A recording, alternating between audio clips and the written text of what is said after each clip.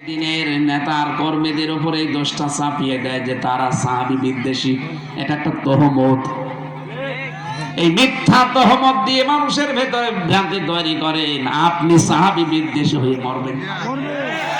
কারণ আমি তো সারা জীবন দেখছি কই তাদের ভেতরে সাহাবী বিদ্বেষের কোনো কিছু পাইনি, আপনি জোর করে চাপিয়ে দেন কোন কারণে? আমি যেটা বিশ্বাস করি না সেটা যদি জোর করে আমার উপরে চাপিয়ে দেন, আমি তো ওটা করি নাই।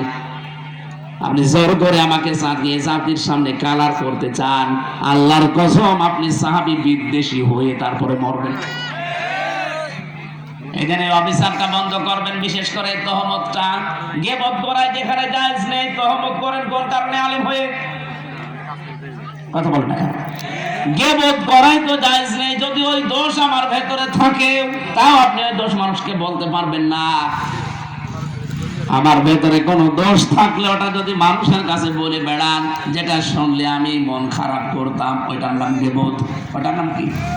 আর আমি যেটা করি নাই, ওইরকম কোন দোষ যদি আমার উপরে কেউ চাপিয়ে জনগণের সামনে আমাকে কালার করে, ওটা তহমত।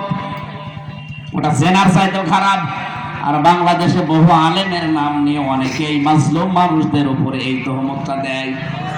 কবে খুলবে আপনার বিবেকের তালা? নাকি বিবেকের উপরে কুকুরের পোশাক করেছে? আশা করছে আপনার বিবেক খুলবে। এরপরও যদি না খুলে, আপনাকে আর কোরআন হাদিস দিয়ে বোঝালে আমার মনে হয় হবে না, আপনাকে বাকারি শরীফ দিয়ে বাকারি দেওয়া হবে। একটা মাজলুম মানুষদের উপর আপনি আন্দাজে এক দোষ চাপিয়ে দেন। আমি তো কোরআন হাদিস যেই দিন পড়েছি ওই দিন থেকে বিশ্বাস করি যে সাহাবীরা এই পৃথিবীতে সব সাহাবী আল্লাহর জান্নাতি, কোনো ভেজাল নেই। কারণ রাদিয়াল্লাহু আনহুম, প্রত্যেকের উপর আল্লাহ রাজি হয়ে গেছে। এখন যদি বলেন আশারে মুবাশশারা 10 জন শুধু নাম, আরে ভাই 10 জনের নাম নবীজি গ্যারান্টি দিয়ে গেছেন দুনিয়ায় জিন্দা অবস্থায়। আর আল্লাহ কোরআনের আয়াত নাজিল করে পুরা সাহাবীদের জামাতকে জান্নাতি বলেছেন। কারণ তারা মাপকাঠিতে উত্তীর্ণ হয়ে গেছে।